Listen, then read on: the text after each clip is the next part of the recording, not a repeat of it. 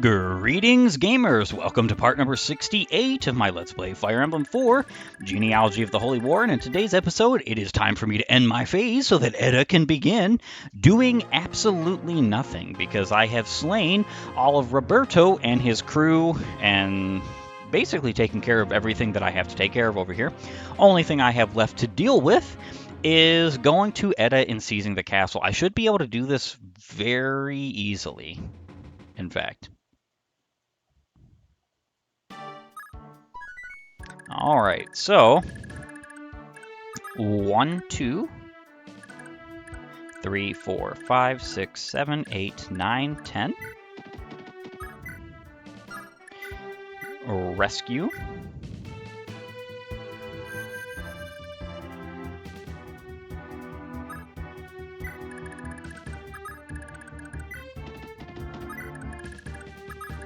And I can reach perfect. Dance. So again, the only reason why I brought Dermot over here was the potential need to KO a unit out of my way so that Seliph could go and reach. See, as you can see right now, he can't actually reach from this distance, but that's why I have the rescue staff. He will soon be able to reach regardless. So, I'm going to do just that. Rescue. And basically after each and every castle I'm going to be repairing the rescue staff. Not necessarily that I'm going to use it all like that, but just in case. Light Brand. This is pointless, unnecessary. Dermot has all the experience points he needs, as well as all the crit he could possibly need. I just thought it would be fun, and it was. So, Brave Sword against Jufiel. Foolish mortals, naught but prey to the darkness. Unfortunately, you have been finished. Yeah, Lord Julius, I crave your pardon.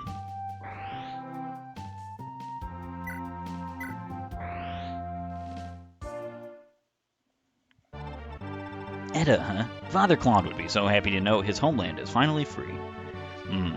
Father Claude gave his life for my father's cause, but his children. Oh, of course, Carefree and Lean. They're going to be great rulers for Edda. You mean he's going to be a great ruler for Edda?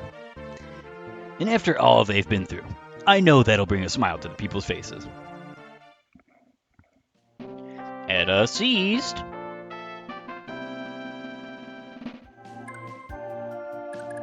Yeah, so this is easy pickings. I don't remember how the enemy decides to deal with the next turn. I think I'm going to have to move some of my units downward and out of the way.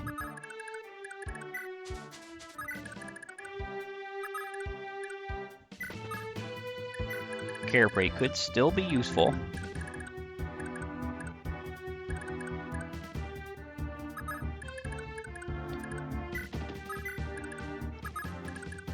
Finn Oifi.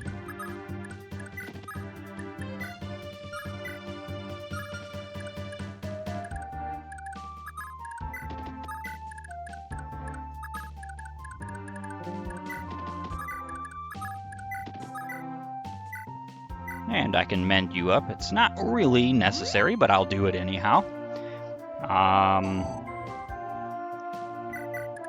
Wait right there. And Arthur is just going to sit right here with the Forseti equipped, ready to deal with anyone who comes to claim Chalfie. And the Dozel phase must begin. Dozel Castle. It's time, Visor. Your unit will move in and enter at once. I'll lead the assault on Chalfie personally. Against the full force of Dozel's legendary Axe Knights, the Gruenwitter, the rebels stand no chance. They'll drop like leaves. At once, my lord.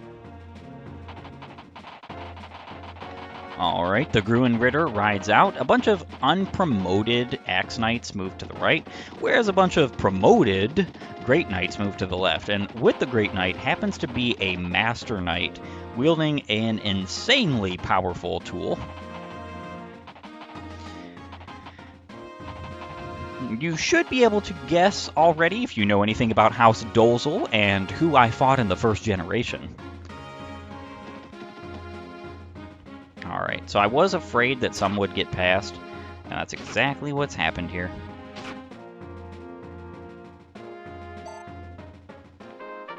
Doesn't matter, I think maybe 1 or 2 can reach. Yeah, okay, it's just 1. The rest are going to be easy pickings for Arthur. If he doesn't have 100 crit by now, he is definitely going to after Dozel. I'm pretty sure he already does, though. Honestly. And if my calculations are correct, and they're likely correct here, Arthur has a 0% chance of being hit by anybody except for the leader of this particular squad. They are Axe Knights after all, and they're fighting literally a Mage Knight who has Forseti. 15 extra speed, he's at speed cap. 37 speed, I believe, is what he has right now. And yeah, this is just going to be the bee's knees easy. Now, I will say that if any one of them does hit Arthur, it's very likely that Arthur would just die. And the reason why that is because of the boss, if he can reach. It's not likely he can reach, though, just because of the distance I am from all of the said units. The cool thing about this fight is that as long as you're prepared, you really...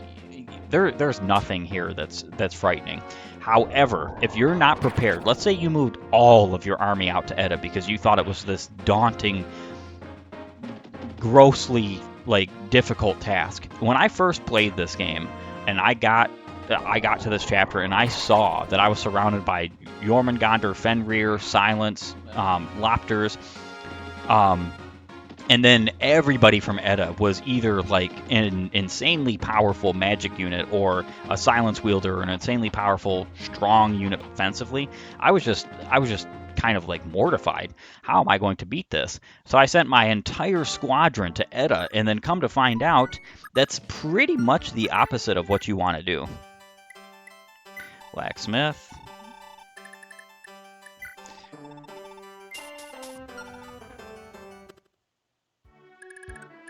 Alright, I guess right here will be fine. I do have to make sure that... Oh, Lean can't reach there. I'm going to have to reset for that. But Lean can reach here. Important because... Oh, you know, I guess I could have just rescued her. Ah, well, it doesn't really matter. Enter. Blacksmith. Repair. The rescue is the only thing that needs to be repaired right now. I'll even sell things to repair rescue. That's how important it is. I wonder if I would need to move here first before I do that. I'm going to do that anyhow.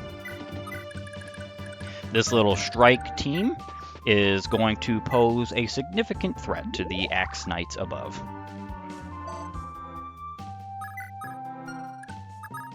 Alright. Enter.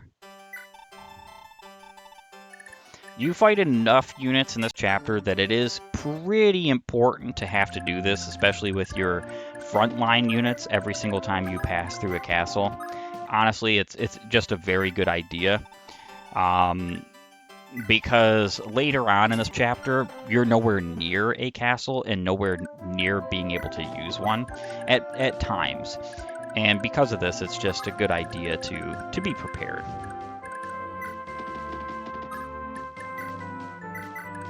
Alright. And of course, I'm going to rescue you. Not rescuing her all the way up because I don't want her to be within the range of the Axe Knights. Though she might actually end up being. Okay, no, she wasn't. That's pretty nice. And these two can continue moving for the castle. There are a couple of units that I will end up leaving behind just because they're not really useful grand scheme of things. Eltana is in her perfect position. Fee, let's see, where am I going to go with Arthur? Right here is a stop, because they can't pass the cliff. That's what I'm going to end up doing. So Fee is going to be over here also because of her need to support Arthur.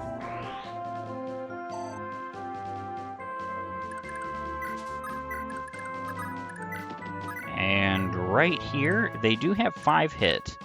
I wonder if it would be a good idea to just not give him any further support. If they were to hit, they're doing an insane amount of damage.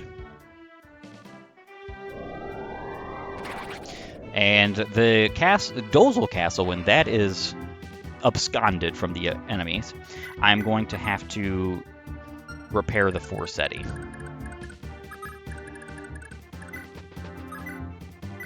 Physic. Yeah, I think you're the only one who got hurt there, Finn. Luckily, Lana is actually pretty darn good after promotion. Not exactly a combative unit, really. I mean, she can do combat pretty well because she does have Pursuit in this build, as well as a Cost. But the best tome I could really give her was Wind. There's nothing better, honestly. So she only comes with C rank and Fire, Thunder, and Wind. And the choices is literally Fire, Thunder, and Wind, the actual tomes. Wind is one of the best tomes in the entire game, so it is still possible that she could be, useful in combat. And this does mean that she can defend herself at this point, but she's not necessary. The Gru and Witter are going to fall.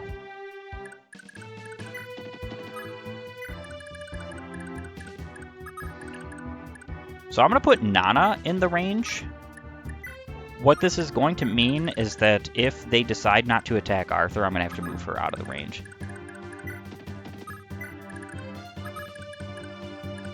And I don't think anybody can attack Ares here, so I guess that would be fine. You do have to be careful, because the Master Knight over here does happen to have a holy weapon. In fact, right now, I'm going to be turning on animations. I should probably do it by unit. That's probably what I'm going to do next turn, because I don't want silly animations from units I'm not going to use combatively. So probably going to just turn it on for all of my Brave Weapon or Crit Weapon and then like Holy Weapon users.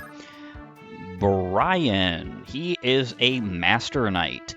27 strength, 24 skill, 26 speed, 27 defense, 17 resistance. He has near caps in everything, as well as plus 20 defense and plus 10 resistance, a 1-2 range axe, which is actually pretty darn good. Now, he only has 6 attack speed because of this massive weapon, but it really doesn't matter.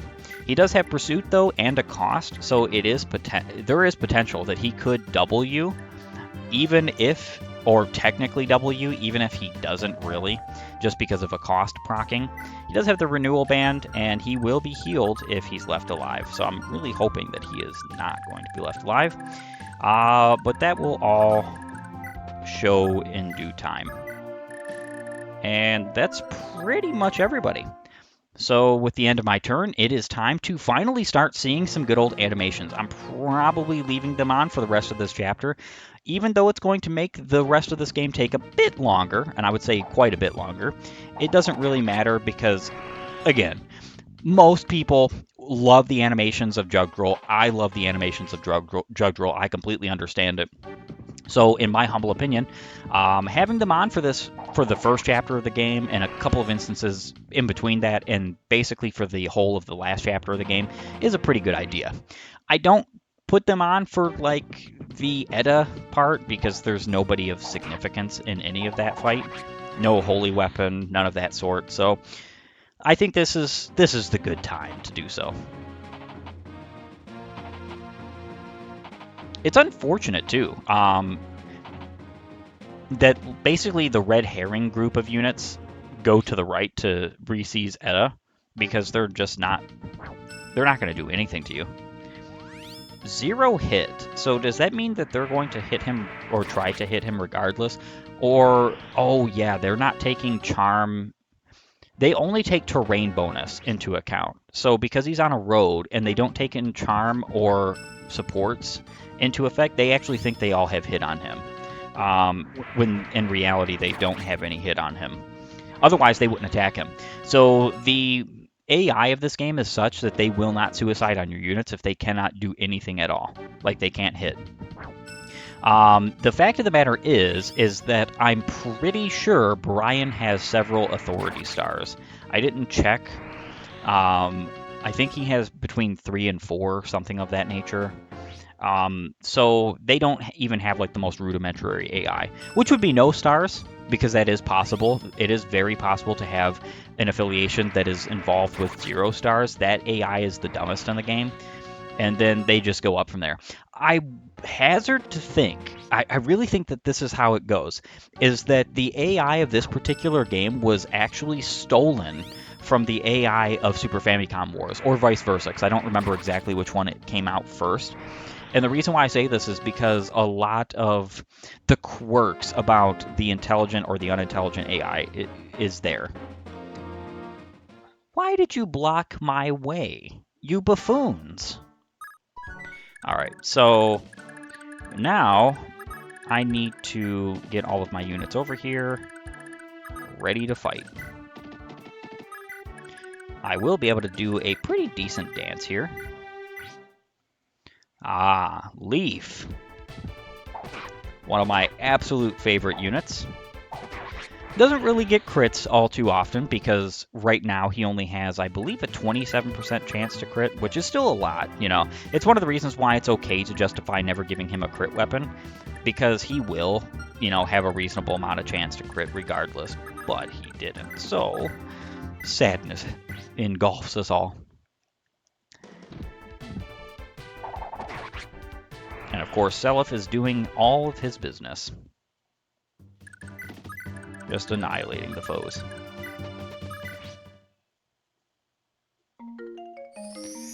Dance. Oh, I did say I was going to put it by unit. That's important.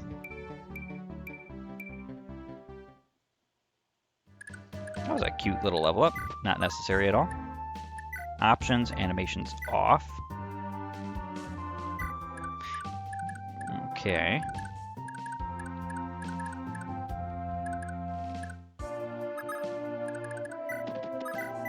And the Brave Bow. Finally getting to see this in use after so long. I love the Brave Bow. It's not as good as the Thracia Brave Bow, mind you, but it's still good.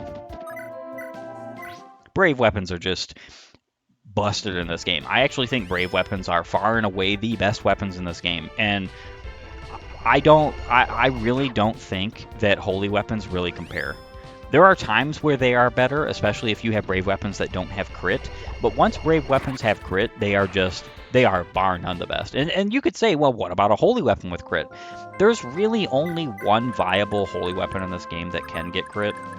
Otherwise, you're really not. You're not getting crit on the other ones. You're just not. Forseti is pretty much it. You can on the Tierfing, and you can on the Balmung and Mistleton. Those are possible, but it's so much less likely.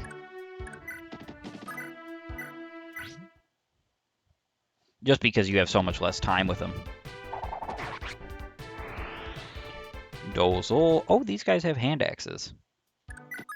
So they could end up being a pretty significant annoyance. Not a threat, mind you. Not a threat at all, but an annoyance. Options off.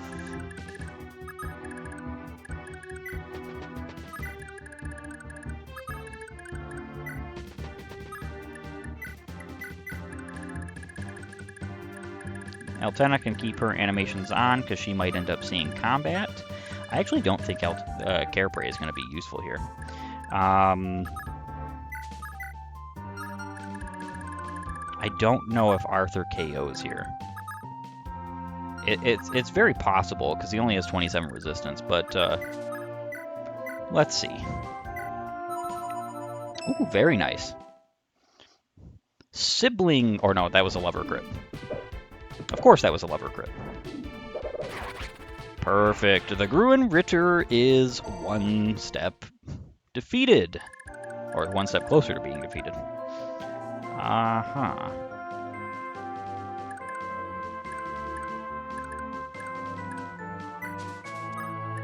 Options off.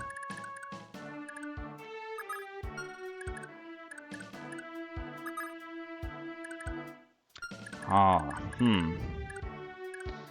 I actually don't think...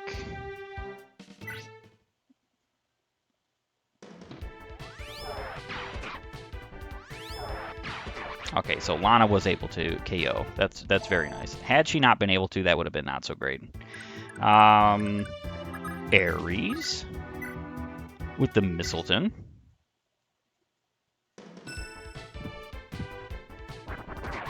Very nice.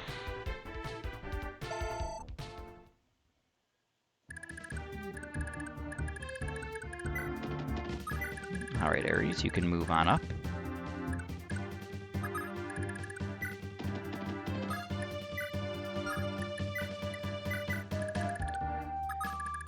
Oifi, also, I'm going to be turning off the animations for you. I should have with Lana, honestly. Careprey can just go back and sit on his little hind end. Nana also is going to have her animations turned off.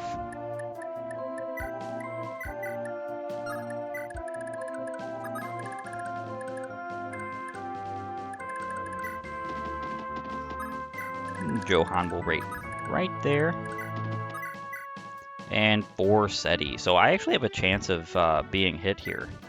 Ooh, lover crit. Very nice. So he is definitely being defeated. How dare you murder my father? Learn the pain and wrath of 3 generations of House Dozel. Well, Brian, even with the Hellswath, I don't think you're going to pose that big of a threat. I do absolutely love the way the Hellswath looks, though. Even with Hellswath, I fail so easily. Could it be? Could I have been wrong all along? Well, that was unfortunately what one could call a joke of a fight. But this is to be expected. I'm telling you, this chapter is not anywhere near as difficult as pretty much any other chapter in the game.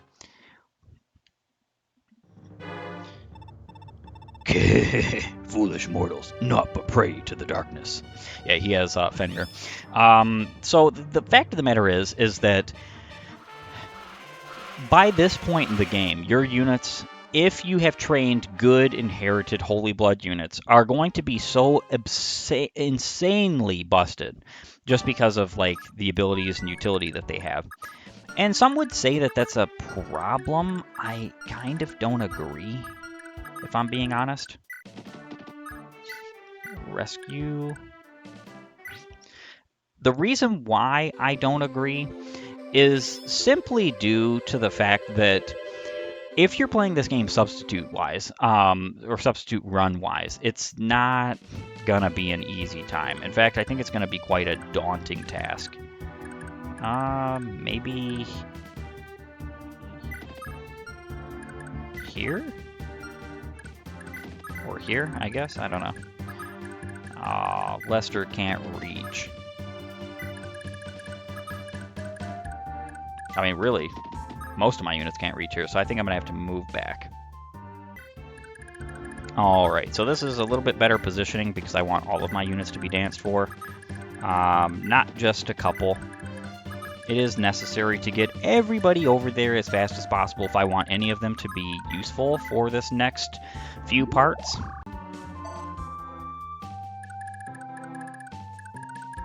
He's running back for reinforcements. Unfortunately, buddy, you aren't going to get those reinforcements. Lightbrand it is.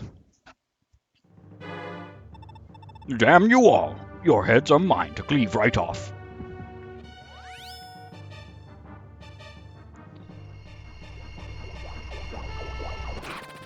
So this game cannot be balanced around the idea that you're going to have substitutes at this point. I absolutely agree. I don't believe that that should be the reason why. How could this be? Why this chapter is less difficult? It's just that I find that this chapter is less difficult due to certain aspects of it. 1, 2, 3, 4, 5, 6, 7, 8, 9, 10. Perfect. Seliph with the Brave Sword. Getting to see some staff animations is actually pretty cool. Though most of the times I totally skip these. It's pretty cool because staff animations actually are kind of interesting in this game. Besiege with the Tearfing.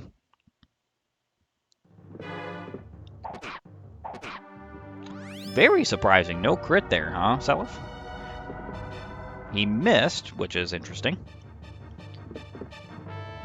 So it's actually funny that Seliph would basically only take 3 damage from this guy. Yeah, Lord Julius, I crave your pardon. If I was using the Tearfing, because I would have 40 resistance at that point.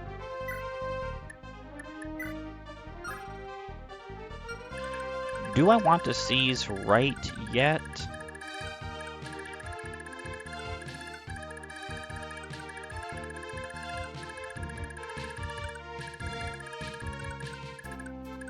So here's the thing. I think seizing right now is fine because I don't think any enemies approach.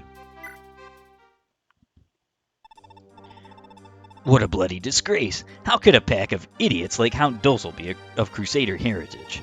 If it weren't for Langbolt, the world wouldn't be in such a mess. Lewin, I cannot wait much longer. Just where did the Crusaders' power come from? What in the world are these gods? I can't say for sure, but whatever they were, they realized that our land's misery was caused by the power of the Dragonkin. And so they came to Jugdral from some other world to save mankind. It was they who suddenly appeared at Darna, just as its doom seemed certain. That would be the legendary descent of Naga and the 11 gods found in Scripture, yes? Yeah, they say the gods took shapes of man. Naga, the light god, appeared as a little girl, while the fire god, Salamand, was an old man. With 12 chosen warriors, the gods bound themselves in a blood covenant. A blood covenant? Basically, the gods drew their own blood with a scratch to the fingertip and presented it to the warriors. I beg your pardon? Long story short, they were dragons. The gods we know only from scripture, they were all of the Dragonkin, just like Lapter. With a single taste of the blood of dragons, these once humble warriors of the Liberation Army were reborn as the 12 Crusaders. Each dragon presented their crusader a weapon steeped in their own power. And then, with some final parting words of wisdom to the Crusaders, the Dragonkin departed Jugdral. I see.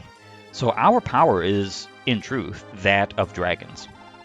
Now, Lapter himself is actually from a dragon clan whose fell power is amongst the mightiest of all the Dragonkin. The great dragon Naga, strongest of them all, bestowed her own blood upon the leader of the Liberation Army, the priest Haim. Naga knew only her power could possibly hope to stand against that of Lapter. So nobody else among the Dragonkin would be able to prevail against Lapter? It certainly wouldn't be easy, I think. Even if you had every last dragon fighting together, they'd still need Naga's power. This, of course, means that if we're to win today, we'll need the surviving heir to St. Aim. In other words, one of Deidre's 3 children. Of those 3, you didn't inherit the full breath of Naga's blood, and it's pretty obvious that Julius didn't. Actually, I only recently learned who it is. The inheritor of Naga's power is Julius' twin sister, Princess Julia. Excuse me? Yeah, that was more or less my reaction too at first. Julia is Julius's twin sister, which also makes her your younger sister, Seliph. So all this time, Julia was my sister? I guess now we know why Manfroy took her to begin with. Needless to say, Seliph, we've got to rescue her no matter what. We absolutely need Julia's power if we want any hope of stopping Julius. Too many Julia this and Julius that. So, my humble opinion, I actually really love this correction in the story. And I call it a correction because it's very plainly obvious that these aren't gods, right? It's just That's just the reality. All right, Ced, you can sit and wait at the castle. And very frankly, I've said this before, and I'm not even trying to say this to bash on particular stories, like the stories in many of the Fire Emblem games, but I really, really, really, really, really hate when Fire Emblem goes the route of needing to, or any story for that matter, goes the route of needing to, like, tell a divine story. Listen, you're not convincing anyone, you know. There's only so much of that can be, like, taken, I suppose you could say. Finn will go ahead and guard this castle. Does he need to? No. But am I going to use him the rest of this chapter? Also no. So like I said, I am actually really appreciative of the fact that this story is course corrected here, basically. And you get to learn that the dragons are really, or the supposed gods of legend are really just dragons. And those dragons impart their mighty and immense power upon the Crusaders, and that's what makes the Crusaders so strong, because of stuff like the potential of Holy Blood. Like, for instance, good old Dermot, who has Minor Hazul and Vala Holy Blood.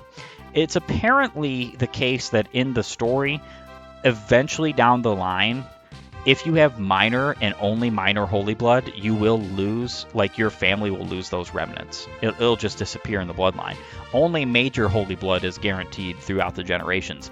It's also interesting to note that in this particular game, this is supposed to be the origin story of all of Fire Emblem, or all of modern Fire Emblem, because the actual origin story is Ashira and Path of Radiance, Radiant Dawn original story.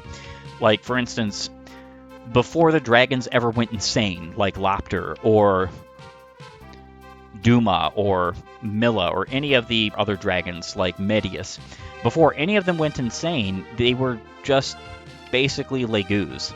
And what that means is that all of the dragons, including Naga, are agents of Ashira. Do I necessarily believe this? No, because I believe that Ashira is about as much of a goddess as I am a king of Siam. So, there is that. With that being said, though, this is the end of my episode. I want to thank you for joining me. If you like my content, please upvote and follow, or like and subscribe, depending on your platform of choice. And while you're at it, have a great and glorious day gaming.